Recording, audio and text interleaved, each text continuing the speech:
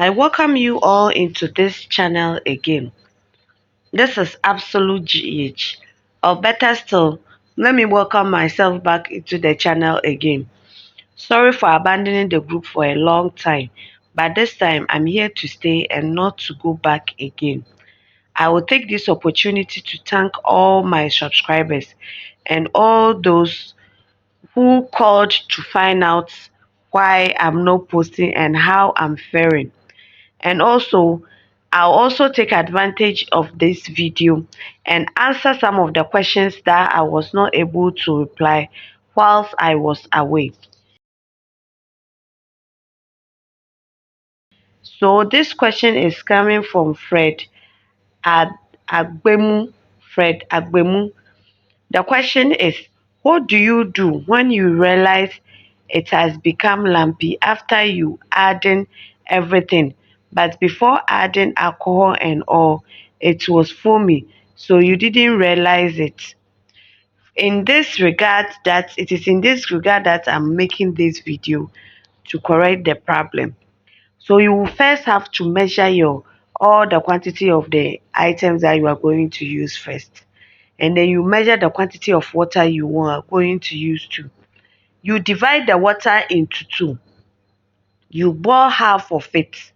So after boiling half of the water, you add in your flakes to the boiled water. You can either speed up the preparation by stirring, or you can just how do you call it? You can just leave it to melt on its own. So before we continue, let's go over the ingredients. I'm using flakes, softener, perfume, alcohol, and sometimes you can add polysorbate. Also, if you want your afterwash to be very, very thick, then you can add thickener powder to it. And when you are preparing the thickener powder, make sure it does not become lumpy. You can also add peppermint oil if you want to.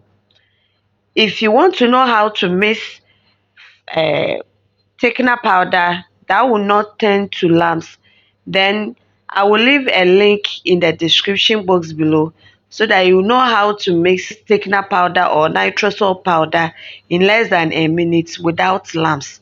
So you click on that video, watch how I mix the thickener powder and use the same process before you add it to your softener after preparing it and it has cooled down. So now let's start. I've already boiled my water. So I'm adding in the flakes to it, and then you stir. Like I said, you can either stir or you allow it to melt on its own. So this time I will stir to speed up the process, the melting process. So after melting it, as we are melting, let me continue to answer this question too. I tried it, but I think the water was too much. So my afterwash can't be thicker. So what do I do to thicken it? So like I said earlier, you can add thickener powder to it to make it more thicker. If you want it extremely thick, then you can add thickener powder or nitrosol powder to it. So after melting the flakes, you then go ahead and add in your softener. So when you add in your softener, try and stir to make sure that it mixes well. It mixes well, very well, before you start to add cold water to it. If you have a stick blender, then it's perfect. If you don't have stick blender, then you can use your cup to scoop and pour. So I will show the link of my previous video, and you will see how I scooped and then I poured it. When you are scooping and pouring, please be gentle with it so that it doesn't become lumpy. It's very important here. So after you have mixed the softener to it, then you gradually start to add your water. So as I'm adding the water, let me address another question that another person asked, which I think is very will be very helpful to all of us here on this channel. So this question is coming from Celestine Doe. The question is, God bless you. I did the same mistake, but I didn't know what to do, so I just left it and sieved it. So after you have sieved it, the lumpy ones, you can still recook it, and then you add it to the main one. This one too, it will not create any problem for you again. So in order to prevent that problem, you just have to boil your water first. You add in the flakes and then you continue with it. So after adding cold water, like quarter of it, I then went ahead to use my stick blender to stick blend it to give it a smooth texture. So here, if you don't have stick blender, then you can use your cup. You scoop and then you pour. Just don't drag it too much to create a lot of foam on top of it. So while stick blending it, let's continue with another question. There are a lot of questions, so I will continue to answer it whilst preparation is ongoing.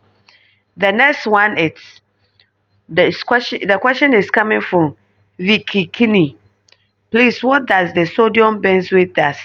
Does it preserve it? Yes, sodium benzoate serves as a preservative. So if you add it to your afterwash, it will not make it generate mold and yeast, and it will not spoil it. Whilst it will not spoil it, please be careful as to the quantity that you add. Please follow the exact quantity that I will give you, so that, because the sodium benzoate can easily turn the afterwash into watery, or it can turn it to light, very light. So just use just a little amount and it's okay.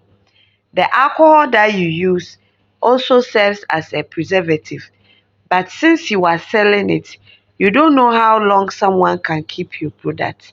That's why I always advise you add in sodium benzoate to it to help preserve it for at least 2 years before it gets spoiled. So that question too has been answered. So let's continue. After you have finished adding all your water, you then have to leave it to cool down. You can cover it or just leave it. If you know there are no place, there wouldn't be any contamination in it, then just leave it and then you allow it to cool down. So once it's cooled, or once it is cooled, you then have to mix your polysorbate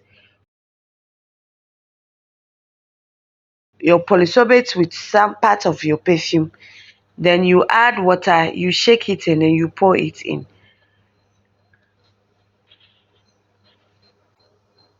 On this regard, I'm going to answer this question. The question is, please, the question is from Audrey Sosebisi. Please, your names, forgive me. Please, how do you do it for the perfume will stay in it for about 3 days? This is what we do. So I'm going to teach you how to make the smell of the afterwash to stay. That is, you add polysorbate to your perfume and then you add water. As I'm showing you in the video, you first have to use a bottle or a cup. You measure the same quantity of perfume to the same quantity of polysorbate. So after I have poured in the polysorbate into the bottle, I will just go ahead and then add in the perfume too. It should be the same quantity. After that, you then have to shake it to mix the polysorbate and then the perfume together. So after shaking it together to make sure it is well mixed, you then go ahead and you add in water. The quantity of water does not matter here. All you have to do is add a water which is more than just a little above the quantity of polysorbate and then the perfume. You add it to it and then you shake it too, and it will turn white. Some perfumes are too yellowish and some too are too reddish that it sometimes won't turn to white, but it will turn to somehow milky. If you get the plain perfume, then it will turn to pure white. After adding perfume to the, yes, like this, it will turn to pure white like this. But this one, I'm using lemon perfume in preparation of this, and then it was too greenish, so it couldn't turn too white. So after you have shake it, you then pour it into your uh, softener once it has cooled down.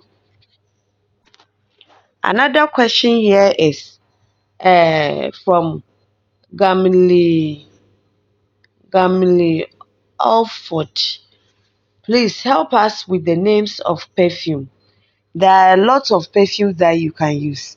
I used lemon perfume here, but you can use all kinds of perfume.